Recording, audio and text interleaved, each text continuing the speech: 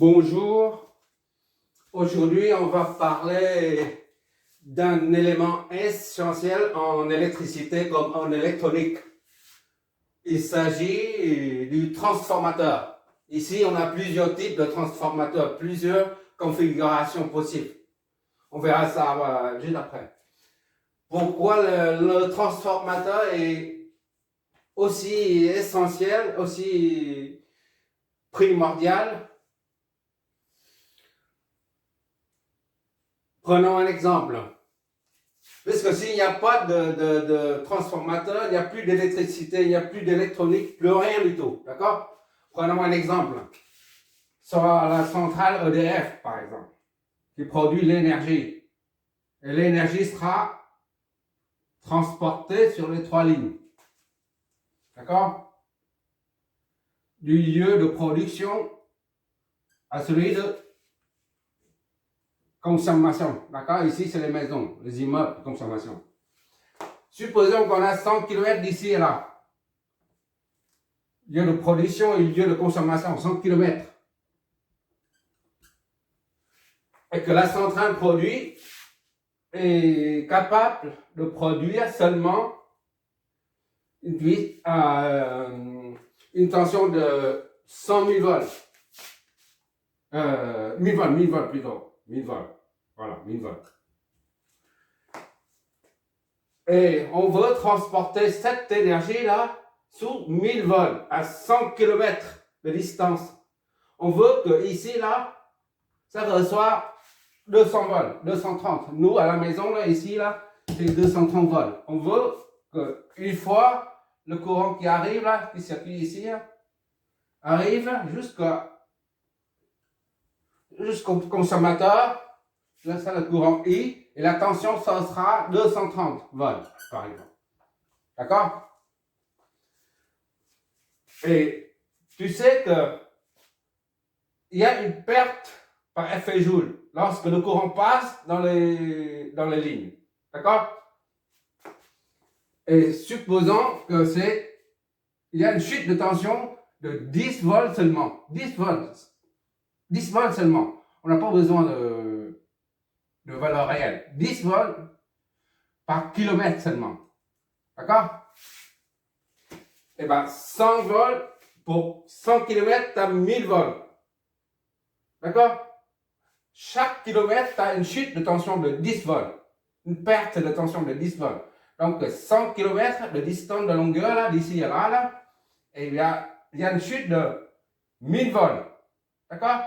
Et bien, ici, à là, tu produis 1000 volts. Il y a une chute de 1000 volts en cours de route. Et bien, à la fin, ici, tu as 0 volts. Tu n'as plus rien du tout. D'accord? Et pour éviter ce problème-là, on a recours au transformateur. À la sortie de l'usine, là, on met les transformateurs. D'accord? On dit des transformateurs élévateurs. C'est pour élever la tension d'origine de 1000 volts là, à par exemple 40 000 volts. D'accord? 40 000 volts. Ou 200 000 volts. Supposons qu'on élève ça à 40 000 volts par exemple. 40 000 volts. Et vu la perte en ligne est de 1000 volts seulement, et bien, qu'est-ce qu'il nous reste? 3900. 39 000 volts. Tu vois?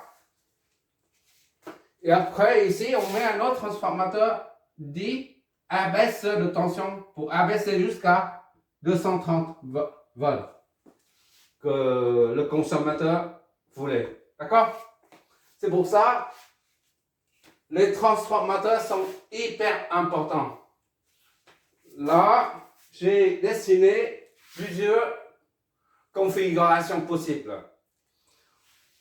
Notre objectif, c'est analyser ce genre de transformateur dans un circuit électrique ou électronique. D'accord? Il y en a d'autres, hein. On va faire tout ça, il y en a d'autres, on va faire au moins 10. Là, ça, on dit là, le transformateur conventionnel. D'accord? C'est ça, c'est un autre transformateur à double sortie. D'accord? Et ça, c'est un transformateur multiple. Tu vois? Il y a 2 entrées et plusieurs sorties. Et là, c'est un transformateur double avec prise milieu à la terre. C'est de là à la terre. Et là, c'est typiquement un transformateur, autotransformateur. D'accord? Les points, tout ça, là, ça dépend des cas. Voilà. Et là, on voit ça dans les plaques céramiques. Chez toi, tu as une plaque chauffante céramique, tu enlèves. Ici, là, la plaque chauffante, mais je n'ai dépanné pas mal non plus. C'est très simple à dépanner. Surtout quand il s'agit de ça, c'est hyper simple. C'est une plaque céramique, vitrocéramique, on dit. Je crois, ça, vitrocéramique. Ça fait trop longtemps maintenant, j'oublie tout. Vitrocéramique. Vitrocéramique. Voilà. Ça, c'est de couleur foncée. D'accord? Dessus, tu as des foyers de cuisson. Voilà. Tu mets les casseroles dessus, là. Hein? Mais il ne faut pas nettoyer avec des choses trop dures, sinon ça va créer des rayures et c'est pas bon. Là, si tu enlèves, tu dévisses, tu enlèves, tu verras des bobines dedans.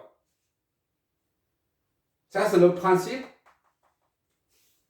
qui est utilisé dans les plaques de cuisson vitrocéramiques. Voilà, ça c'est une vue globale de ce qu'on va faire. Et là, c'est la structure interne. J'ai mis ça, tu vois sur Internet, tu verras. Hein. Ça, je te montre à peu près, grosso modo, ce qui la structure interne d'un transformateur. Ça reflète celui-là, le transport conventionnel. D'accord? Ça, c'est la première bobine. D'accord? Ça, c'est le premier enroulement. Premier bobine. On dit ça, c'est primaire. Ça, c'est secondaire. Ou l'entrée ou sortie. Mais en général, on dit primaire. L'enroulement primaire ou la bobine d'admittance primaire. Et là, l'enroulement secondaire ou la bobine secondaire. Ici, c'est la primaire. La tension d'entrée. D'accord? Ici, tu as la tension d'entrée. Secteur 230, par exemple. D'accord? Tu branches sur le secteur. Et tu recueilles à la sortie une tension. D'accord? Ça, c'est primaire, secondaire. Primaire, secondaire. Ça, tu branches sur le secteur 230 et tu recueilles à la sortie. Voilà. Et normalement, tu as un marquage dessus. Soit une croix Saint-André dessus, là. Soit un point. Pour mettre en évidence, ça représente ce transformateur dit conventionnel. Ça, c'est ce qu'on voit sur le schéma. D'accord? Sur le schéma électrique ou électronique, on voit ça. D'accord? Et là, j'ai dessiné la structure interne, grosso modo. D'accord? Pour visualiser un peu les enroulements. Ça, on appelle l'enroulement primaire ou bobine primaire. Ça correspond à ça. D'accord? Le trait rouge là. Et là, ça c'est l'enroulement secondaire. Et ça correspond à ça. Ici, tu raccordes au secteur 230 volts. Comme nous là à la maison là. 230 volts. D'accord? Ça c'est 230 volts. Et tu recueilles à la sortie une tension qui dépend du rapport de transformation. On verra ça après, d'accord? Pour l'instant, je te montre la configuration interne des transformateurs. Là, c'est un autre. Une seule entrée. Tu branches ça au secteur 230 ou dans une usine, ce sera de 380 ou 400 volts, par exemple, 400 volts. Et tu recueilles ici, là, à la sortie, ici, par exemple, ici, à là, 250 volts. Et d'ici à là, 100 volts, par exemple. Et ici à là, c'est 125 volts. D'accord? Ça, c'est une entrée et plusieurs sorties, à sorties multiples. D'accord? Une seule tension d'entrée de 400 volts permet de fabriquer des tensions de sortie de 250, 100 ou 125 volts. D'accord? Ah, c'est la structure interne. Maintenant, on va entrer dans le vif du sujet, là. Je vais effacer tout ça. Là, j'ai tout effacé. J'ai gardé que le premier transformateur de base, dit de base et conventionnel. Tu te rappelles, lors de l'étude de l'analyse d'un condensateur, on a la capacitance d'un condensateur est égale à epsilon fois A sur D. D'accord? Et on n'a pas besoin de connaître tout ça. Epsilon, la distance et la surface, tout ça. D'accord? On a juste besoin de la valeur de C seulement. On ne s'intéresse pas à ça. Ce sont des éléments que le constructeur utilise pour fabriquer le condensateur. On ne s'intéresse pas à ça. Nous, ce qu'on veut pour un condensateur, c'est marqué dessus, C est égal à 10 millifarad, par exemple. Et la tension maxi, Vmax ou nominale, c'est 400 volts, à ne pas dépasser. C'est tout ce qu'on a besoin pour analyser un condensateur. On n'a pas besoin de ça, ni ça, ni ça. D'accord? De même, pour un transformateur qui est composé de deux bobines d'inductance L. Sachant que L est égal à L au carré fois mu fois S sur L, la longueur d'une bobine. D'accord? N, c'est là.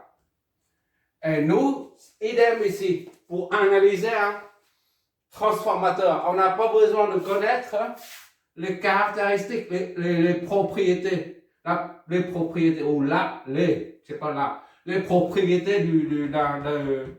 d'une bobine. Ni S, ni mu, ni nombre de tours. D'accord? Le nombre de tours, là, ça c'est 1, 2, 3, 4, 5. N est égal à 5 tours. D'accord? On n'a pas besoin de tout ça. La longueur de la bobine, on s'en fiche aussi. D'accord? D'ailleurs, on n'a pas besoin non plus, on n'a pas non plus besoin de l'inductance.